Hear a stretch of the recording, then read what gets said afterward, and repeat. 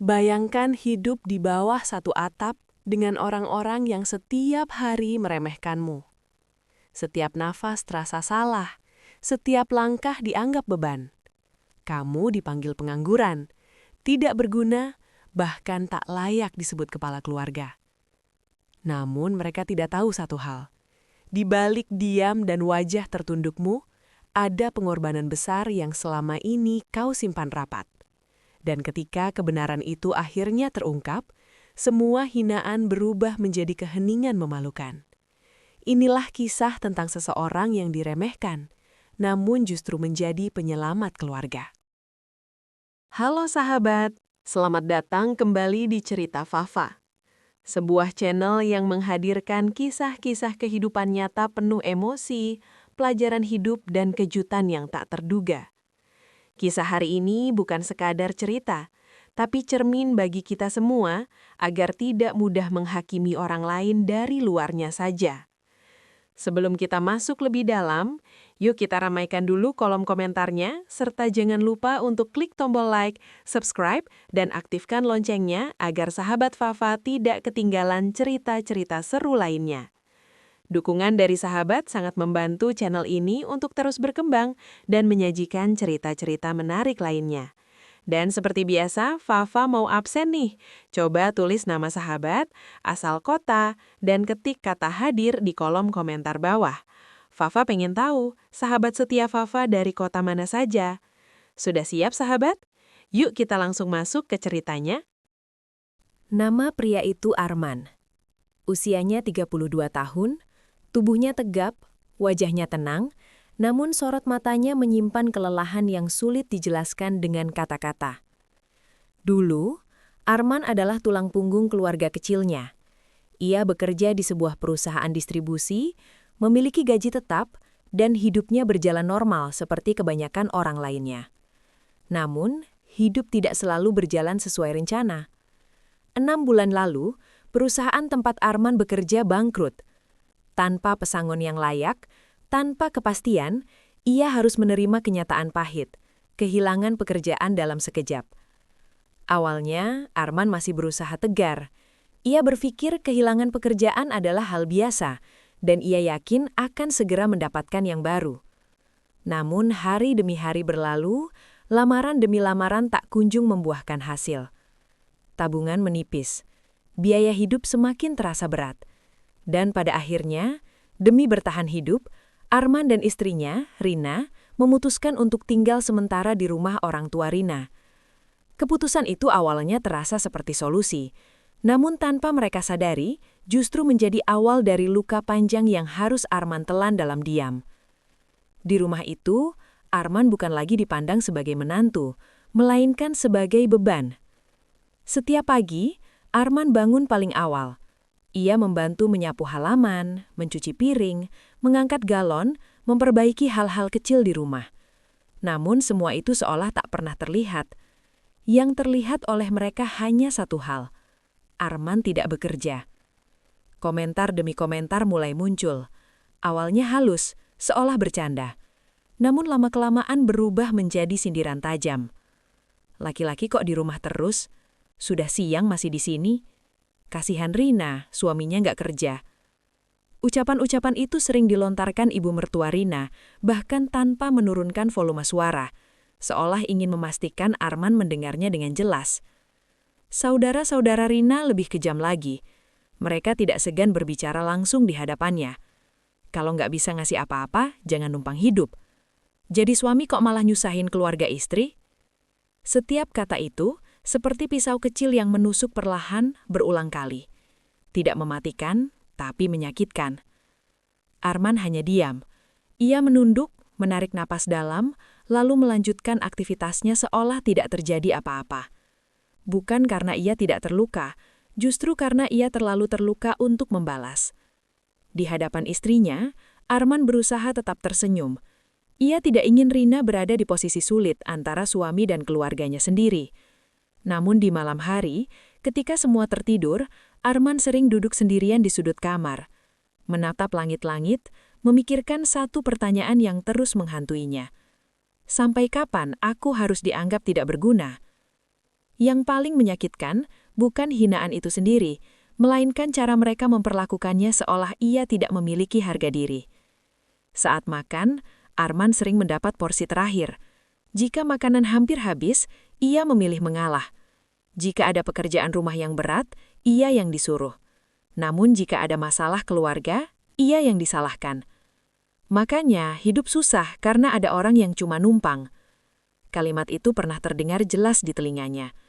Dan sejak hari itu, Arman tahu, di rumah itu keberadaannya tidak diinginkan.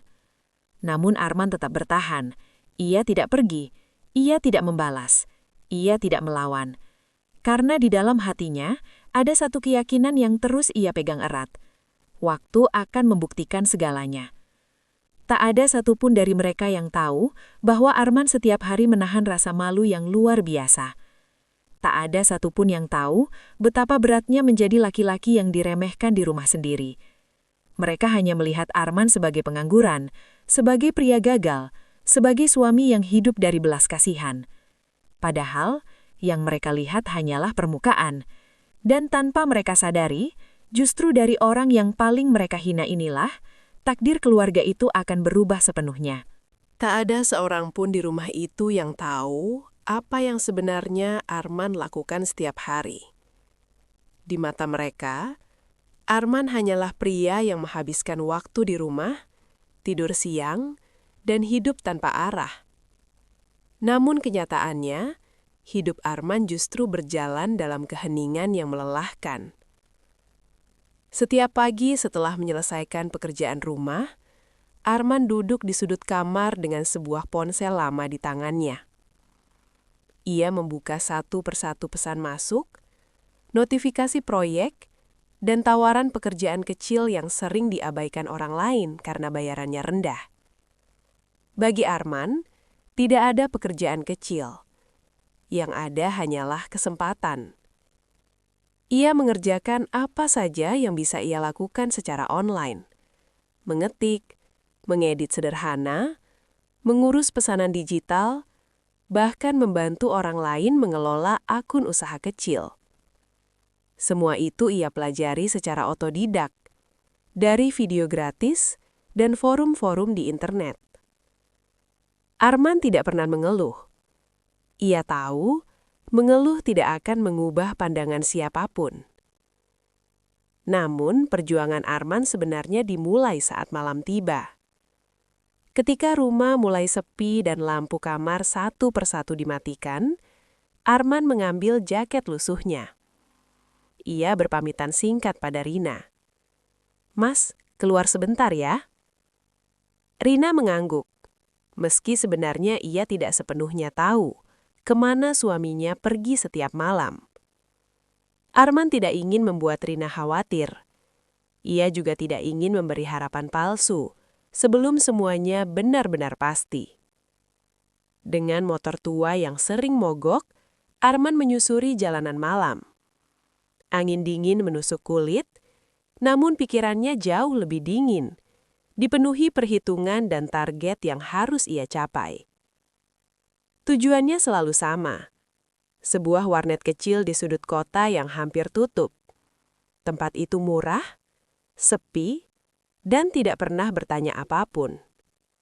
Di sanalah Arman bekerja berjam-jam, kadang sampai larut malam, bahkan menjelang subuh. Matanya perih, punggungnya pegal, namun tangannya terus bergerak. Setiap rupiah yang ia dapat langsung ia catat.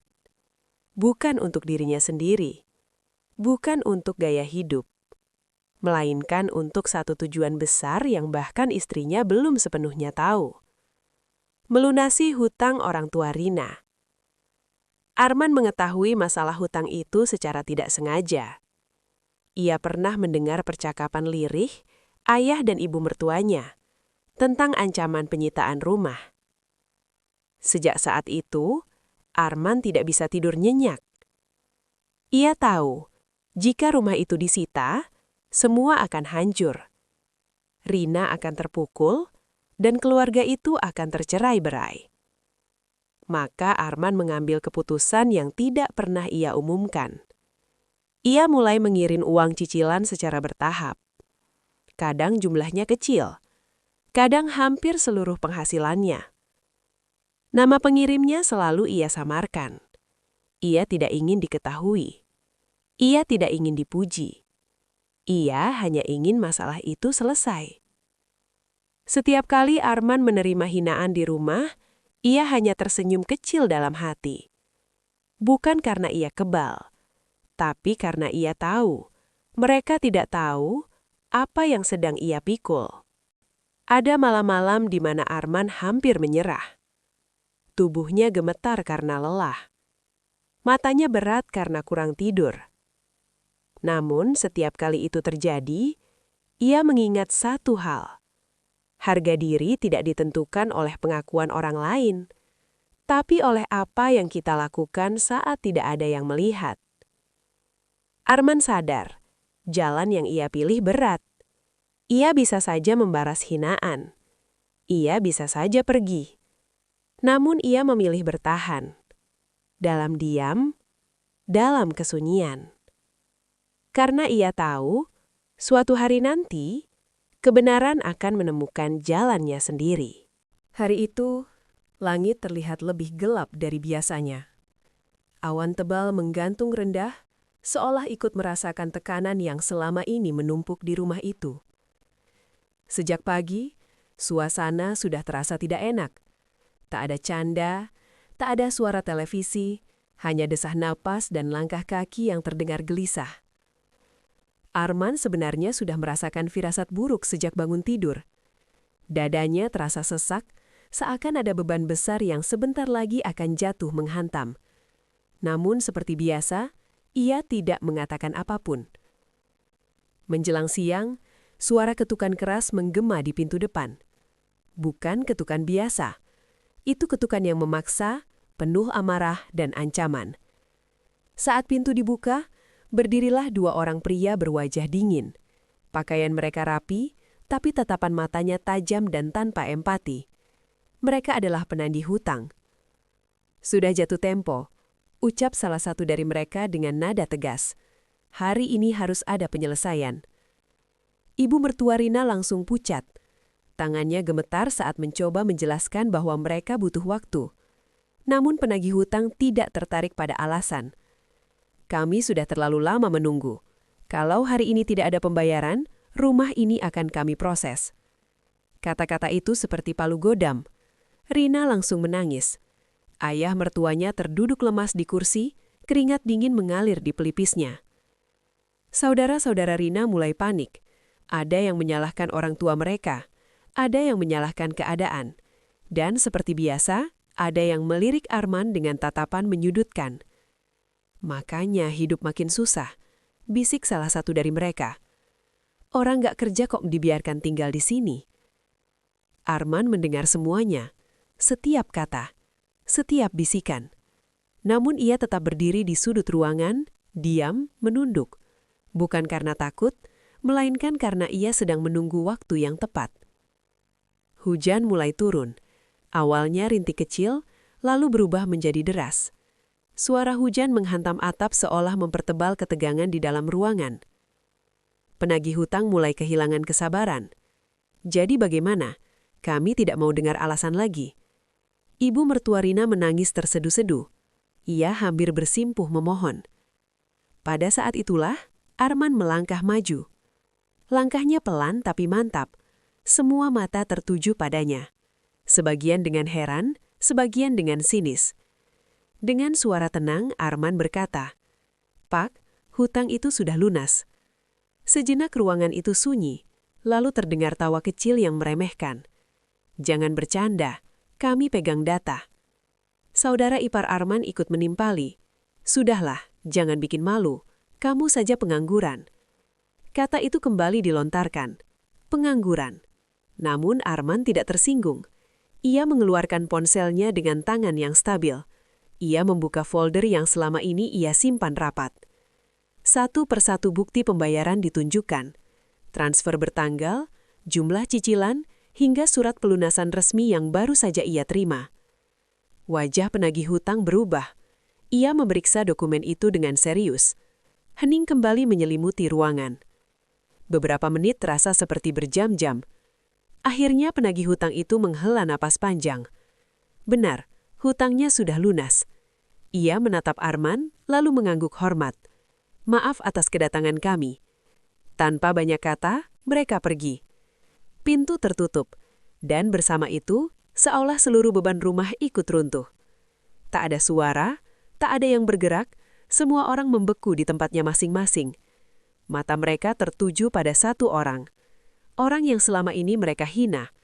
Orang yang mereka anggap tak berguna. Arman berdiri di tengah ruangan. Wajahnya tetap tenang, namun di dalam dadanya, gelombang emosi bergolak hebat. Hari itu, bukan hanya hutang yang lunas. Hari itu, kebenaran mulai menemukan jalannya. Setelah pintu tertutup dan suara langkah penagih hutang menghilang, rumah itu tenggelam dalam keheningan yang terasa berat. Tak ada yang berani berbicara. Tak ada yang berani bergerak. Seolah satu kata saja bisa menghancurkan sisa harga diri yang masih tersisa. Hujan di luar masih turun deras, namun di dalam rumah justru sunyi yang paling menyiksa. Ibu mertua Rina terduduk lemas di kursi kayu tua. Tangannya gemetar, napasnya tersengal, matanya kosong menatap lantai. Beberapa menit sebelumnya, ia hampir kehilangan rumah, hampir kehilangan segalanya. Dan sekarang, semua itu berakhir begitu saja. Ia mengangkat wajahnya perlahan, menatap Arman. Tatapan yang selama ini penuh sinisme, kini berubah menjadi kebingungan dan rasa bersalah. Arman, suaranya bergetar. Benarkah semua ini kamu yang melakukannya? Arman tidak langsung menjawab. Ia menatap wajah-wajah di sekelilingnya. Wajah-wajah yang dulu sering memalingkan muka darinya. Wajah-wajah yang pernah melontarkan kata-kata paling menyakitkan dalam hidupnya. Akhirnya ia mengangguk pelan. Iya, Bu. Satu anggukan sederhana itu seperti palu yang menghantam kesadaran mereka semua. Ayah mertua Rina yang sejak tadi diam akhirnya berdiri. Langkahnya goyah. Matanya memerah, bukan karena marah, melainkan karena menahan rasa malu yang tak terkatakan. Sejak kapan? Tanyanya lirih. Sejak pertama kali bapak dan ibu kesulitan bayar cicilan. Jawab Arman tenang. Saya dengar tidak sengaja. Ruangan kembali sunyi. Setiap orang terjebak dalam pikirannya masing-masing. Saudara-saudara Rina saling pandang. Tak ada lagi tatapan merendahkan. Yang ada hanyalah rasa bersalah yang menekan dada. Jadi, selama ini, salah satu mereka mencoba bicara, namun suaranya patah. Uang yang datang itu? Iya, potong Arman lembut. Saya yang kirim. Ibu mertua Rina tiba-tiba menangis. Tangisnya keras, pecah dan penuh penyesalan. Ia bangkit dari kursinya dan berjalan tertatih mendekati Arman. Dengan gerakan yang tidak pernah Arman bayangkan sebelumnya, wanita itu bersimpuh di hadapannya. Kedua tangannya gemetar saat memegang kaki Arman. Maafkan ibu, ucapnya terisak. Ibu salah, ibu buta, ibu terlalu kejam menilaimu. Rina menangis melihat pemandangan itu. Selama ini ia terjepit di antara dua pihak yang sama-sama ia cintai. Dan kini, semua emosi tumpah dalam satu waktu. Ayah mertua Rina menunduk dalam-dalam. Tak ada lagi kata-kata bijak yang bisa ia ucapkan. Tak ada lagi wibawa yang bisa ia pertahankan. Kami menghukummu dari keadaanmu, bukan dari perjuanganmu. Arman merasakan dadanya sesak. Bukan karena dendam, melainkan karena selama ini ia menahan terlalu banyak perasaan sendirian. Namun Arman mengulurkan tangan, membantu ibu mertuanya berdiri. Tidak apa-apa, Bu. Ucapnya tulus. Saya tidak pernah menyimpan dendam. Kalimat itu justru membuat tangisan semakin keras, karena kebaikan seringkali lebih menyakitkan daripada kemarahan. Saudara ipar Arman satu persatu mendekat. Tak ada lagi kesombongan, tak ada lagi ejekan.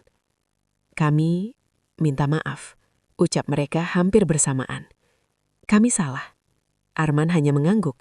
Ia tidak membutuhkan pengakuan, ia hanya ingin kedamaian. Malam itu suasana rumah berubah total. Bukan lagi rumah yang penuh bisik-bisik dan sindiran, melainkan rumah yang dipenuhi rasa malu, penyesalan dan kesadaran. Hari itu, Bukan hanya hutang yang terbayar, namun juga ego, prasangka, dan kesombongan yang runtuh satu persatu. Dan untuk pertama kalinya, Arman tidak lagi dipandang sebagai beban, melainkan sebagai bagian keluarga yang sesungguhnya. Malam itu, hujan telah reda. Udara terasa lebih sejuk, seolah ikut menenangkan hati yang sejak siang tadi bergolak hebat. Namun di dalam rumah, suasana masih terasa berat. Bukan karena ketegangan, melainkan karena penyesalan yang belum sepenuhnya terucap. Setelah semua emosi meluap, mereka duduk bersama di ruang tengah. Untuk pertama kalinya sejak Arman tinggal di rumah itu, ia duduk sejajar. Tidak di sudut, tidak di belakang, melainkan di tengah keluarga. Ibu mertua Rina memulai pembicaraan dengan suara pelan. "Arman, selama ini ibu terlalu sibuk menilai dari apa yang terlihat. Ibu lupa bahwa rejeki dan perjuangan setiap orang berbeda." Arman menunduk sebentar lalu tersenyum kecil. Ia tidak ingin pembicaraan itu berubah menjadi penghakiman balik. "Apa yang sudah terjadi biarlah jadi pelajaran, Bu," jawabnya. "Kita semua pasti pernah salah." Kalimat sederhana itu membuat ayah mertua Rina semakin terdiam. Sebagai kepala keluarga, ia merasa gagal menjaga keadilan di rumahnya sendiri. "Saya seharusnya melindungimu," ucapnya lirih. "Bukan ikut diam saat kamu diperlakukan seperti itu." Rina menggenggam tangan Arman erat. Tangannya dingin, namun genggamannya penuh kekuatan. Ia tahu suaminya telah melalui banyak hal sendirian. Saudara-saudara Rina satu persatu mengungkapkan isi hati mereka. Mereka mengakui bahwa rasa takut kehilangan rumah dan tekanan ekonomi membuat mereka mencari kambing hitam. Dan Arman, yang paling diam, menjadi sasaran termudah. "Kami iri," ujar salah satu dari mereka jujur. "Iri karena kamu tetap tenang meski diperlakukan tidak adil." Pengakuan itu membuat suasana berubah. Tak ada lagi pembelaan, tak ada lagi alasan. Sejak hari itu, perlakuan terhadap Arman berubah perlahan, namun nyata. Tidak lagi ada sindiran saat ia bangun pagi. Tidak lagi ada tatapan merendahkan ketika ia duduk diam. Arman pun tidak berubah.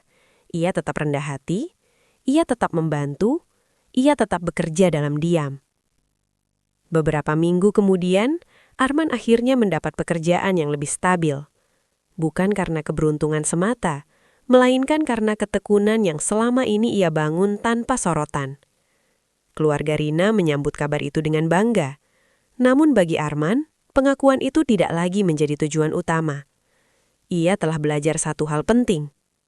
Harga diri tidak ditentukan oleh pekerjaan di mata orang lain, melainkan oleh integritas saat tak ada yang melihat. Suatu malam, ibu mertua Rina berkata pelan, "Terima kasih sudah mengajarkan kami sabar." Arman tersenyum. "Justru saya yang belajar banyak di sini. Pelajaran tentang menahan diri, tentang memaafkan tanpa menunggu pengakuan, tentang tetap berbuat baik meski disalahpahami." Keluarga itu perlahan kembali utuh, bukan karena tidak ada luka, melainkan karena mereka memilih untuk belajar darinya. Dan Arman, ia tidak pernah lagi disebut beban. Ia menjadi pengingat hidup bahwa orang yang paling diam seringkali memikul beban paling berat. Kisah ini mengajarkan kita bahwa tidak semua perjuangan terlihat dan tidak semua orang yang diam itu lemah. Jangan pernah meremehkan seseorang hanya karena kondisinya saat ini, karena bisa jadi dia sedang berjuang paling keras dalam diam. Terima kasih sudah mendengarkan cerita ini hingga akhir. Jika cerita ini menyentuh hati sahabat, jangan lupa like, subscribe, dan share agar semakin banyak yang bisa belajar dari kisah ini. Sampai jumpa di cerita Fafa berikutnya.